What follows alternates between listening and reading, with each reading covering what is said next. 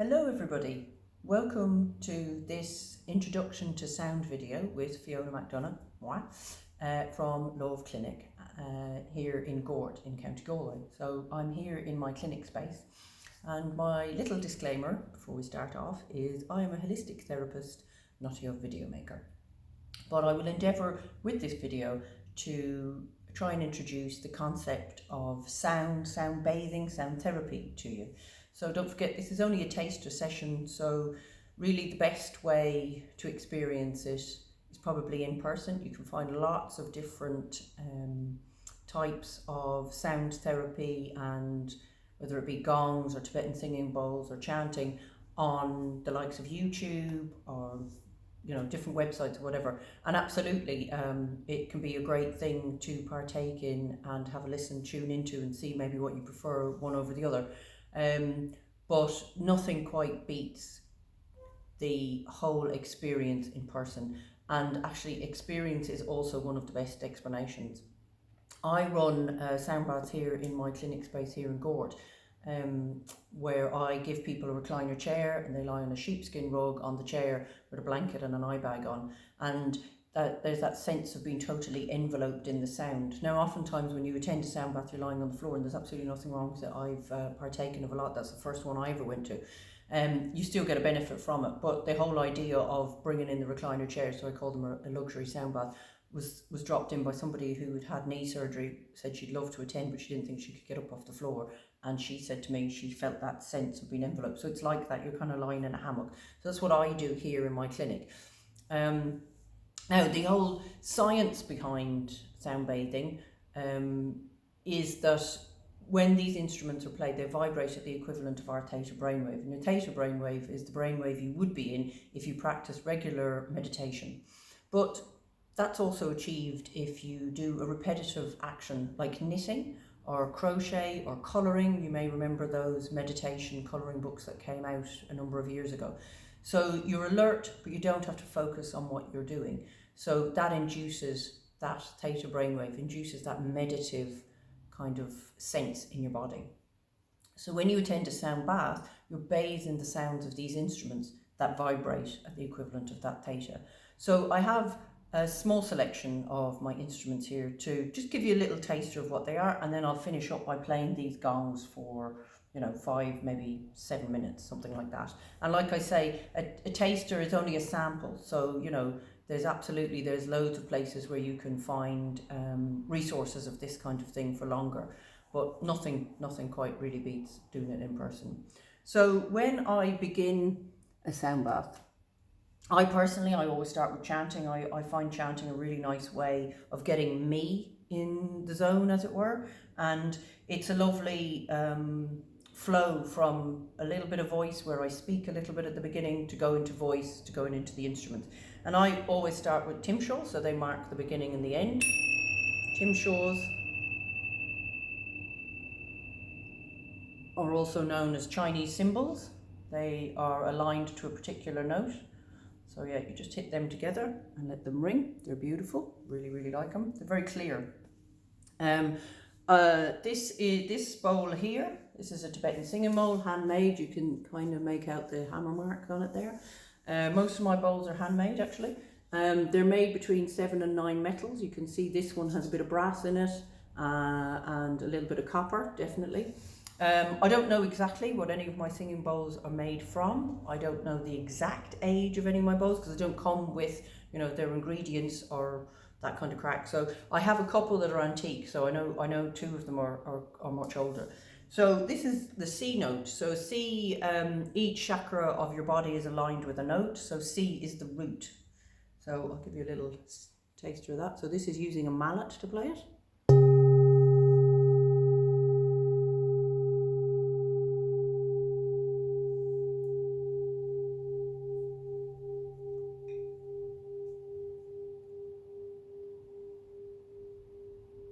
And I think for me, it's something somebody said to me many moons ago, was the magic in playing these instruments. Sometimes when you hear it, the magic is the after. It's almost the silence, it's the quiet, because it's still singing.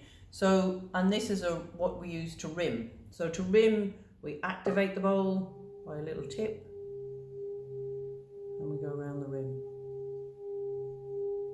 even pressure.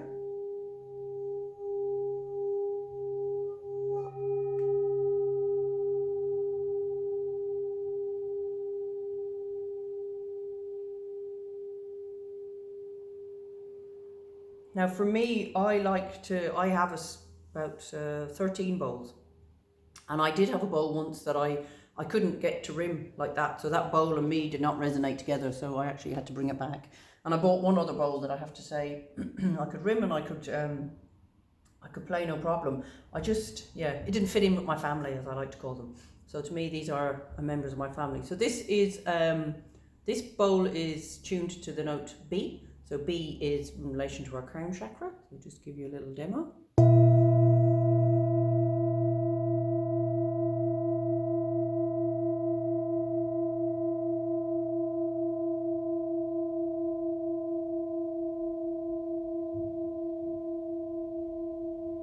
And just to show you another thing I do with this bowl, actually, there's a couple of them I do it with, but they don't all sound that great, but this one does.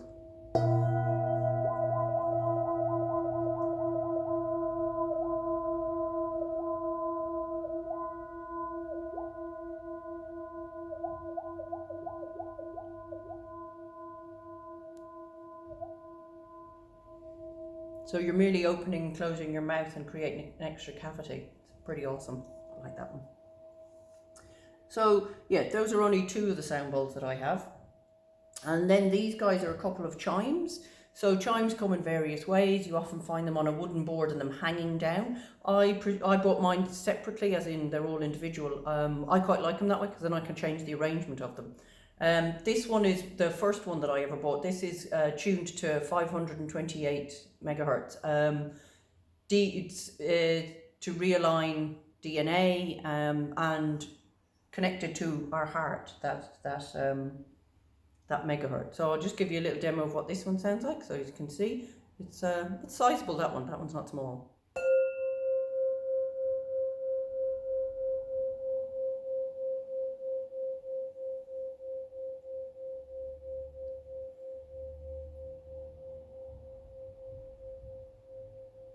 I like that when you move them a little bit, it kind of changes the sound slightly. So that's the larger one. Now I have 11 of these. This one is aligned to the sun. You can buy these individually, or I bought a set of 11. So they're planets, moon and sun.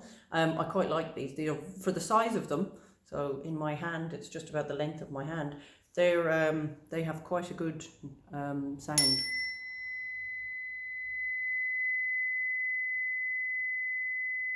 They're beautiful played together. Like I might play 3 or 4 of them, or the whole 11. Depends, and I arrange them differently each time. So that's that chime. So then this is a koshi. This koshi is aligned to the element of wood. It's got a little green colour in the O of the koshi. You find these online in various places. There's a few different elements. So inside this, you may or may not be able to see, there is actually a bunch of small chimes and a ball in the centre.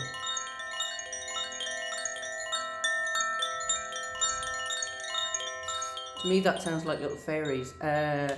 I would use that towards the end, just to help to bring people out the meditative state in a gentle way. This is what we call an ocean drum. I'm just going to tip it sideways here. So this is quite sizable. It's about half, the length of my arm. It's got small little stones inside and it's double skinned. You can buy smaller ones of these, you can buy wider ones, you can buy ones with metallic balls. I particularly like the sound of the stones. I find it's more pleasant on the ear, but that's my preference.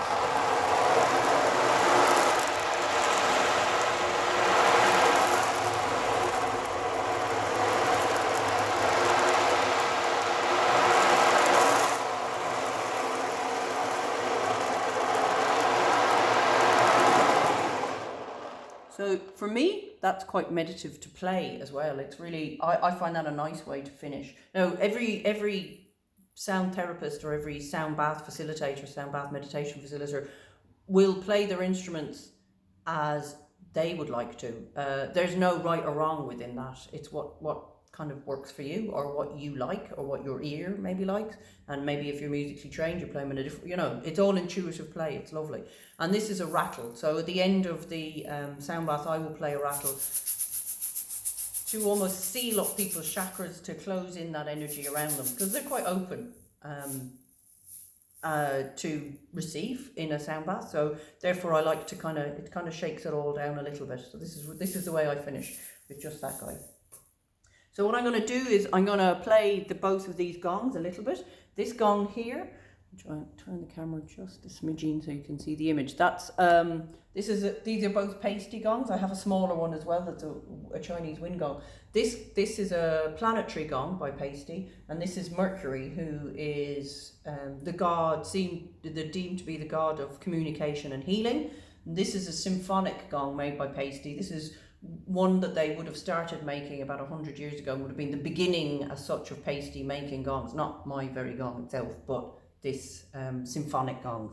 Okay, so I'm going to use this E Flumi, it's called. So this is a little bit of metal, and it's covered in silicone. So I use this to prime the gongs. I really like the sound, but everybody's different. One lady said she thought it sounded like banshees. Personally, I think it sounds like whales, but you know, each to their own. So I'm going to play these guys until sort of the end. So that's about 8 or so minutes. All right? Because they're worth it.